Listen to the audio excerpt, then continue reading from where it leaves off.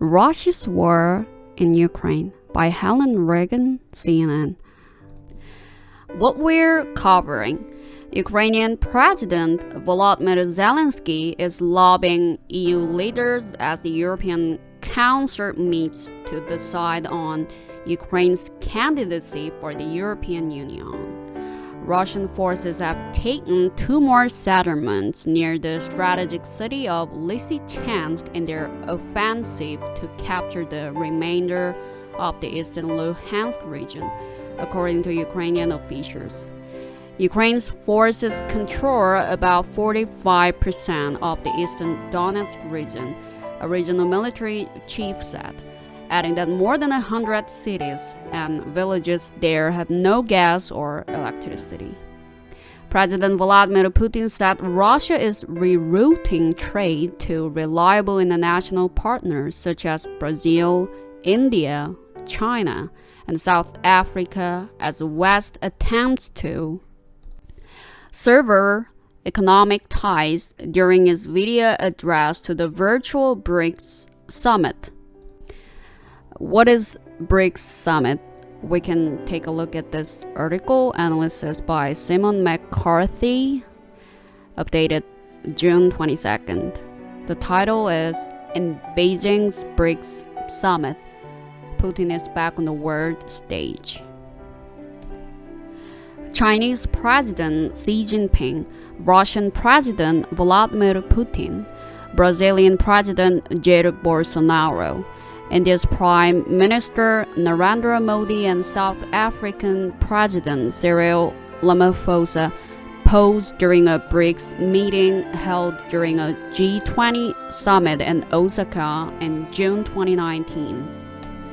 Russian forces likely advanced 5 kilometers in 5 days on Lysychansk, says the UK Defense Ministry from CNN's Tim Lister. Ukrainian tanks on the road in the eastern Ukrainian region of Donbas on June 21st by Anatoly Stepanov. The UK Ministry of Defense said on Thursday that Russian forces have been advancing on the outskirts of Lysychansk over the past 5 days. Since June 19th, Russian forces have lightly advanced over 5 kilometers, 3 miles towards the southern approaches of the Donbas city of Lysychansk. The MOD said on Twitter in its latest assessment of the conflict in Ukraine. Some Ukrainian units have withdrawn, probably to avoid being encircled.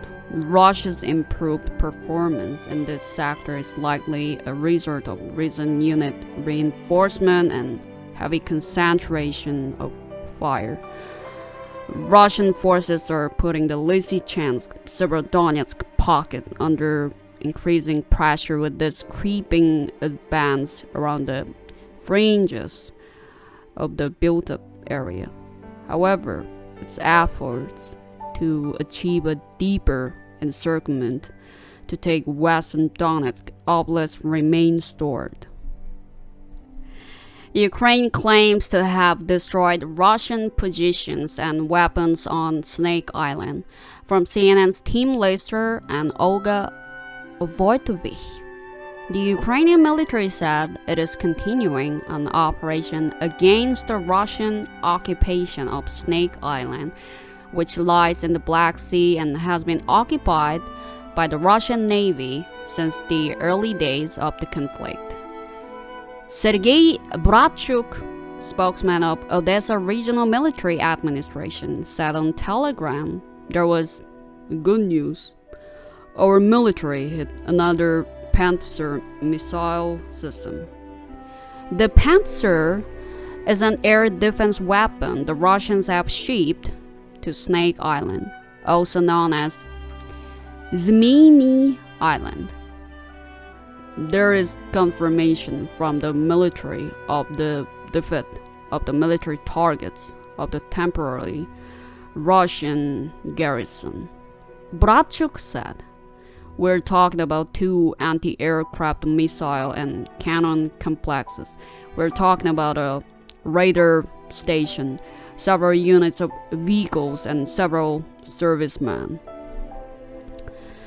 This is the map of the Zmini Island, which is the Snake Island. They say this is small but strategically important.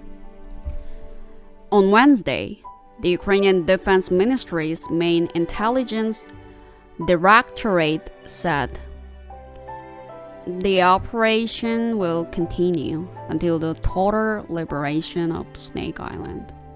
The Army's Southern Operational Command said on Tuesday it had used aimed strikes with the use of various forces on the island.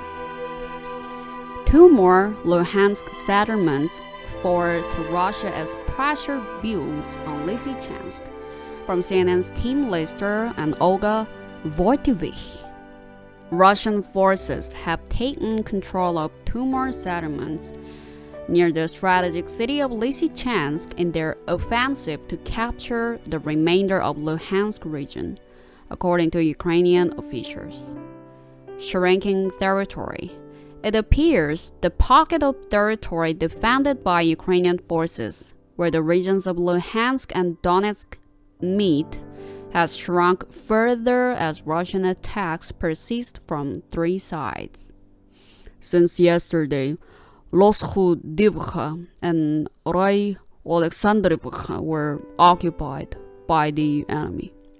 Sergei Gaidai, head of the Luhansk Region Military Administration, said on Thursday. Both villages lie to the southwest of Lysychansk and are within 8 kilometers, 5 miles, of the main highway linking Lysychansk with the west. Russian offensive. In its operational update for Thursday, the General Staff indicated that the Russian focus was now on seizing the highway. The Russians were trying to seize the dominant heights in the area of Berestov in order to establish control over the Bakhmut-Lysychansk highway, and had brought in an additional tactical battalion group, it said. In neighboring Severodonetsk, Gaidai said Ukraine continues to deter the Russians, but the occupiers are destroying industrial facilities. The Russian army is liberating Severodonetsk from life and jobs, he said. Missiles and shelling. Lysychansk was shelled several times on Wednesday, with several settlements around the 2 cities suffering air and missile strikes, Gaidai said.